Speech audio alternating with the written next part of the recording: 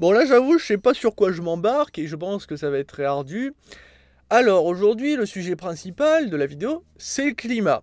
C'est une chose que je devais déjà traiter il y a fort longtemps, que je n'ai pas pu faire parce qu'il y a tellement de choses à dire. Du coup, je vais profiter d'un rage guide pour enfin en parler rapidos. Mais avant ça, je veux parler d'une actu secondaire qui, je pense, casse les couilles un petit peu à trop de monde, les gilets jaunes. Alors à la base, l'idée, j'en ai rien à foutre, hein, je m'en bats les couilles, mais je comprends pourquoi il y a beaucoup de haine au niveau des taxes. Aujourd'hui, on fait que payer pour tout et n'importe quoi. Tout ça parce que, soi-disant, les caisses de la France sont vides. En même temps, quand on a un président qui s'amuse à signer des contrats pour acheter et pour créer un nouveau porte-avions qui coûte des milliards, tu m'étonnes que les caisses de la France sont vides. Vous avez voté un président à la con, qui n'a pas arrêté de mentir, qui critiquait Marine Le Pen, soi-disant ses beaux discours, c'était que de la poudre de perlimpinpin. Je préfère encore des discours qui sentent la poudre de perlimpinpin qu'un président qui se sniffe des rails entiers de poudre de perlimpinpin.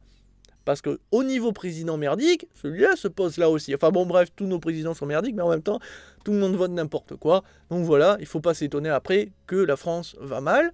Mais voilà, aujourd'hui à l'heure actuelle, Monsieur le Président est sur son trône et vous regarde en train de vous taper sur les doigts, en train de vous cracher à la gueule, en train de vous rouler dessus, pendant que lui mange son popcorn. Il en a rien à foutre de ce qui se passe, parce que vous n'attaquez pas les bonnes personnes. Même si, effectivement, il faut savoir qu'à l'heure actuelle, certains gilets jaunes ont commencé à essayer de prendre d'assaut l'Elysée, si on peut dire. Sauf qu'avant ça, les gilets jaunes, qu'est-ce qu'ils ont fait? Ils ont barré des routes, ils ont barré l'accès à certaines stations-service. On est arrivé sur une situation assez critique. Et qu'est-ce que ça a fait? C'est que certaines personnes se sont retrouvées bloquées alors qu'elles voulaient aller travailler. Ça a créé des tensions. Qui dit tension, dit ce qu'on a vu sur Internet. Des gens qui roulent sur des gilets jaunes. On a vu aussi des gilets jaunes tabasser des gens sans explication, mais aussi détériorer des bagnoles, comme ça, gratuitement. On a vu aussi des CRS, et oui, parce qu'il faut le dire, des CRS tabasser gratuitement des gens, mais en même temps, c'est leur métier, faut savoir. Hein. Pour ceux qui se posent la question, les CRS, leur job, c'est de tabasser. C'est tout. Ils sont pas là juste pour vous dire, poussez-vous, stop. Ah non, non, non, ils sont là pour vous mettre des coups de matraque. Elles sont là pour ça, hein. Ils font pas joli. Hein. Je sais bien que tous les CRS ne sont pas mauvais, bien sûr, comme tous les gilets jaunes ne sont pas des cons, et ainsi de suite. C'est une réalité, tous ne sont pas mauvais. Sauf qu'en fait, c'est ce que j'avais déjà dit pour le véganisme. Le message est peut-être louable, mais il ne faut pas prendre en otage. Et qu'est-ce qu'a fait les gilets jaunes? Ils ont pris en otage des gens qui n'avaient rien à voir dans le schmilblick, qui étaient peut-être d'accord avec le mouvement, mais qui voulaient juste pas participer. Et donc, vous avez cassé les couilles à de pauvres gens, et ça a créé des tensions. Et il faut pas dire que, ouais, les médias, l'État est en train de diaboliser le mouvement. Non, c'est nous, les citoyens, qui vivent au quotidien, qui voient ce qui se passe au quotidien, qui prennent leur bagnole au quotidien pour aller au travail et qui voient que les gilets jaunes bloquent telle route ou telle route, qui nous empêchent de travailler. C'est déjà arrivé à des gens autour de moi qui n'ont pas pu aller bosser à cause des gilets jaunes, qui a créé des bouchons, ce genre de conneries, et donc créé des tensions. Il n'y a pas besoin des médias pour ça. Les médias font que retranscrire et montrer, on va dire, les meilleurs moments, mais on en arrive dans un truc totalement what the fuck. Et ça fait plaisir de voir ça, pour moi. Pourquoi? Parce que au moins la jeune génération qui pensait que l'être humain avait évolué, eh ben non. Non, non, technologiquement parlant, oui, on a évolué. Par contre, derrière là-haut, ah non, non, mais on serait dans le Moyen-Âge, on aurait totalement notre place. Hein. On n'a pas évolué d'un pouce. On est toujours des animaux gogoles. On se croit plus intelligent que des chèvres, que des vaches, que nos chiens, nos chats. Mais on vaut pas mieux qu'eux, hein, intellectuellement, vu ce qu'on fait. Sincèrement, le message est louable. Mais voilà, il fallait s'en prendre directement. Directement, hein, vraiment, tous les gilets jaunes qui voulaient participer, directement aller à l'Elysée et s'attaquer au cœur du problème. Les ministres qui s'en foutent plein les poches alors qu'ils branlent rien. Et au président qui, lui seul, a un véritable pouvoir de changer les choses. Si on fait front commun contre le problème. Or, qu'est-ce que vous avez fait ? Vous avez fait un front contre des personnes qui n'avaient rien fait, et du coup créer des tensions sur des gens qui auraient pu vous aider, ou qui auraient pu valider votre message, Au lieu de ça, vous les avez énervés et poussés à faire de mauvaises choses. Et ça va créer des tensions de plus en plus parce que des gens en ont ras-le-bol. Alors que le message à la base, votre message, les gilets jaunes, est bon. Mais vous créez de la haine, stupidement. Donc vous ne valez pas mieux que le président à ce moment-là, qui lui-même crée de la haine en ne branlant rien. Depuis le départ que des gens l'ont élu. Bref, ce n'est pas le sujet principal de la vidéo, ça c'était secondaire, c'est presque un petit bonus. On va arriver dans le sujet principal. On est prêt, le hashtag, le défi, le mouvement organisé par une 60aine de vidéastes pour tenter un défi pendant un mois. Alors, quel est ce défi? N'importe lequel. Un choix, pas d'eux-mêmes, ça veut dire que par exemple, il y en a un qui va ne pas utiliser sa bagnole pendant un mois. Il y en a un qui ne va pas... alors, je pense pas, mais on va dire créer de vidéos pendant un mois. Il y en a un qui ne va pas manger de viande pendant un mois. Bref, se lancer un défi pour essayer d'influencer, puisqu'on parle de gros vidéastes, on parle pas d'un pignouf comme moi qui n'a pas été convié à ce genre de... Voilà, aucun des petits vidéastes de merde comme nous qui n'ont pas beaucoup d'abonnés n'est convié à ce genre de mouvement. Ah non, on parle que de gros vidéastes. Toujours prendre les plus gros forcément, ceux qui ont le plus d'abonnés et donc le plus de chances d'influencer leurs jeunes abonnés qui n'ont pas conscience du problème climatique pour leur faire comprendre que on peut toutes et tous maintenant, main dans la main, faire un petit geste, donc arrêter sa bagnole, ce genre de truc, pendant un mois. Et si on est des millions à le faire, eh bien peut-être qu'un autre million va le faire, peut-être qu'un autre million va le faire, et ainsi de suite. Et donc, faire un impact. Vous savez, cette fameuse phrase qui dit 1 centime plus 1 centime égale des centimes, bah, c'est un peu le même effet, c'est un geste plus un geste est égal une goutte d'eau dans la mare du problème. Pourquoi? Parce que aujourd'hui, il y a tellement de choses qui polluent 10 fois plus qu'un être humain tout seul, que c'est très difficile de se rendre compte que ce qu'ils veulent faire a une chance de fonctionner. Et en fait, ça ne fonctionnera pas, puisque c'est un petit peu l'hôpital qui se fout de la charité. Parce qu'ils sont bien beaux à vous dire, nous on va faire ci. Oui, mais Kiki, tu pollues derrière. Quoi? Bah tu continues à faire tes vidéos. Qui dit vidéo dit pollution, puisqu'elles sont sur des serveurs qui tournent 24 heures sur 24, 7 jours sur 7. Qui sont alimentés par de l'électricité, donc qui polluent, forcément. Oui, mais je pollue... Enfin, j'ai arrêté par exemple de prendre ma bagnole. Oui, tu te déplaces en vélo, certainement. Si c'est le cas, tant mieux. Mais derrière, il faut que tu continues à te chauffer.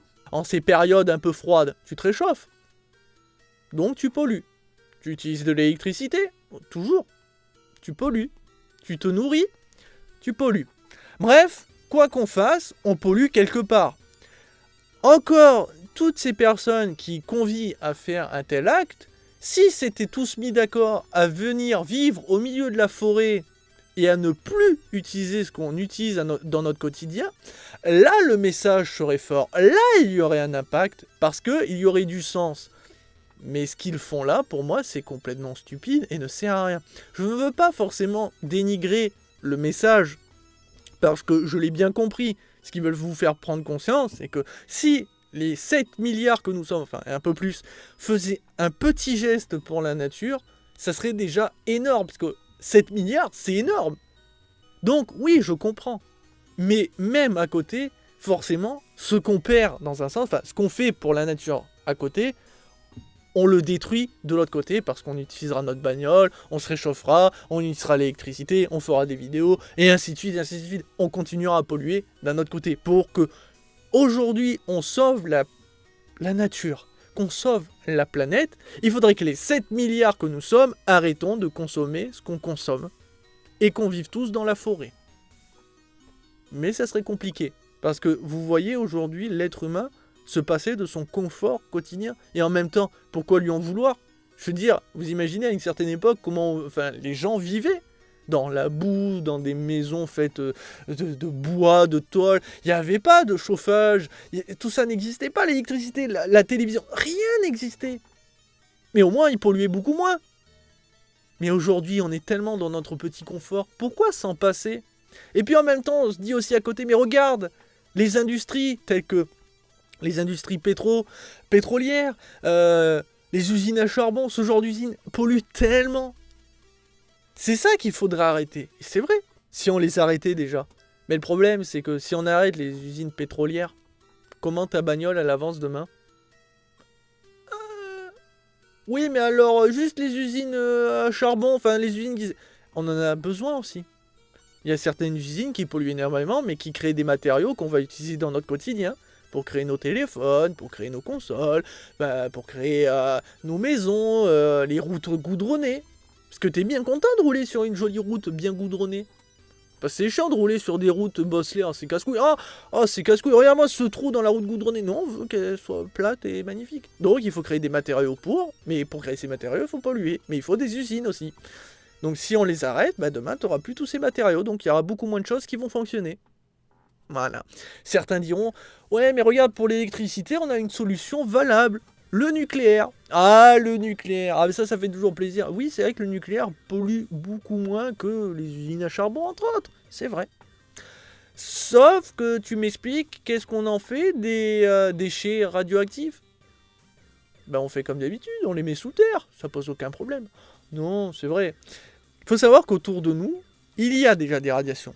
Un pic acceptable qui nous pose aucun problème pour notre santé et qui pose aucun problème à Dame Nature. Par contre, les usines nucléaires créent des déchets qui ont un pic tellement élevé de radiation que là, ça pose problème. Parce qu'on a beau les cacher sous terre, ça pourrit la terre autour d'elles.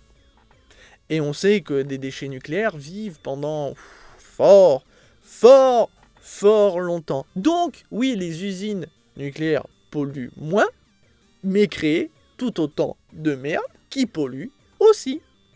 Donc, ce n'est pas la solution miracle. Et puis honnêtement, j'ai pas envie de voir une usine nucléaire juste à côté de chez moi. J'aurais un petit peu les biquettes, même si on sait que c'est stable, qu'il n'y a pas eu énormément d'accidents. Oui, mais non. J'ai pas forcément envie d'avoir une usine nucléaire juste à côté de chez moi, même s'il y en a pas loin. Et ça me fait déjà bien flipper. On peut parler aussi des éoliennes. Il y en a qui diront, ouais, pourquoi on crée pas plus d'éoliennes, qu'on crée pas plus de panneaux solaires? Ça polluerait beaucoup moins et on crée de l'énergie verte. Parce que Kiki, pour créer cette énergie verte, il faut des matériaux. Et pour avoir ces matériaux, il faut des usines. Usines qui polluent énormément. Et à ce moment-là, certes, tu auras ton joli panneau solaire ou ton magnifique éolienne, mais il aura fallu énormément polluer pour les avoir. Donc ton énergie verte, moite-moite. Puis c'est pas aussi efficace qu'une usine nucléaire, entre autres. Mais c'est vrai que c'est bien. Mais ça pollue quand même tout autant. Et puis après, on en arrive à d'autres problèmes qu'on souligne rarement, mais on va parler des hobbies. On a tous et toutes des petits hobbies, des passions, et vous êtes peut-être très nombreux à aimer la course automobile, par exemple. Vous savez, toutes ces courses qui sont organisées très régulièrement partout dans le monde. Monster Truck, Formula, Dakar, des courses de bateaux, des courses d'avions, bref, plein de trucs comme ça, qui consomment énormément, forcément, parce que quand on parle d'une course automobile, on ne parle pas d'une course avec une seule voiture, non, des dizaines, des centaines de bagnoles quotidiennement, donc il faut alimenter, elles ne roulent pas à l'électricité. Certes, ça crée énormément d'emplois, comme tout ce que je viens de citer, mais toutes ces bagnoles, toutes ces courses, ça consomme énormément de matériaux, parce que les pneus, il faut les changer régulièrement, et des pneus, il faut les créer dans des usines qui polluent, et ainsi de suite. Ce que j'ai déjà dit un petit peu dans la vidéo sur le 14 juillet, c'est qu'en fait, il y a tellement de choses qui polluent, on s'en rend pas compte, il y en a énormément, mais on n'est pas prêt à s'en passer. Est-ce que demain, vous voyez arrêter toutes les courses automobiles du monde? Bien sûr que non. Il y a des gens qui vont manifester contre, parce qu'ils aiment ça, et je comprends. Puis aussi, il y a des gens qui ont besoin de ces courses automobiles pour vivre, parce que c'est leur métier. Forcément, ça crée énormément d'emplois. Il y a aussi, pour les usines, on a beau dire, ouais, ça pollue énormément, mais ça crée de l'emploi aussi. Et ainsi de suite. Et en plus, ce qu'elles produisent, on en a besoin dans notre quotidien. En fait, c'est infernal, mais aujourd'hui, le véritable problème du climat, c'est l'être humain. Il n'y a plus d'êtres humains, il n'y a plus de problème sur le climat. Maintenant, je ne suis pas en train de dire qu'il faut faire un génocide. Le problème, c'est ce qui va arriver. Parce que qu'est-ce qui va arriver? Aujourd'hui, on est 7 milliards à peu près, et un peu plus. Demain, on sera peut-être 10 milliards. Après-demain, 20 milliards, et ainsi de suite, et ainsi de suite. Surpopulation, ce qui veut dire surtension monumentale. Ce qui veut dire des tragédies, des gens qui vont s'entretuer. Ce qui veut dire aussi qu'il va manquer des ressources naturelles pour nous nourrir, parce qu'on sera beaucoup trop nombreux. Et déjà, même là, en ce moment, c'est déjà bien la merde pour nous nourrir, juste avec ce que produit Dame Nature. Alors, imaginez quand on va être encore 10 fois plus nombreux. Ce qui veut dire que ça va être la merde.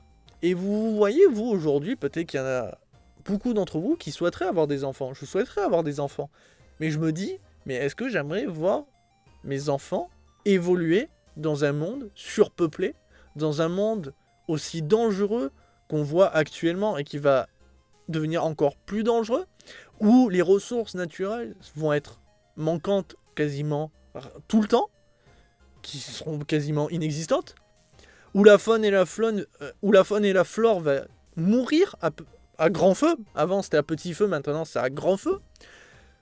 Enfin, sincèrement, j'ai pas envie de voir mes gosses vivre là-dedans. Mais c'est une réalité. C'est comme ça que le monde va finir si on devient de plus en plus nombreux et si on ne fait pas réellement les choses. C'est pour ça que ce que je voulais souligner avec le hashtag On est prêt, c'est un geste louable. Ils essayent de vous faire comprendre, prendre conscience qu'on peut faire des petits gestes. Mais aujourd'hui, ces petits gestes ne serviront à rien. On ne peut plus penser petit, il faut faire un grand coup. Il faut stopper toutes les conneries. Il faut arrêter toutes les choses qui sont inutiles, qui peut-être produisent des emplois, mais qui deviennent problématiques. Il faut tout stopper.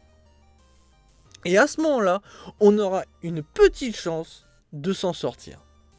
Alors je voulais pas vous plomber le moral, gardez le sourire, on sait jamais. Après tout, je peux me tromper, peut-être que l'être humain va prendre conscience et va tenter des choses. C'est ce que je souhaite. Je souhaite que tous fassent des gestes, tous tentent des choses. J'espère en tout cas, et je le souhaite pour les futures générations, je suis encore jeune, mais j'avoue, je croise les doigts pour les jeunes générations, pour nos futurs enfants, qu'ils arriveront à vivre dans une terre à peu près saine, qu'ils auront la chance d'en profiter, parce qu'à l'heure actuelle, ils risquent de payer de nos erreurs, des erreurs du passé. Et c'est ça le problème, c'est qu'ils ne devraient pas payer pour ces erreurs-là. Mais on n'arrive pas à les régler, donc il y a de grandes chances que ça arrive. Bref, c'était un rage guide. Bien morbide. Allez, sur ce, ciao ciao.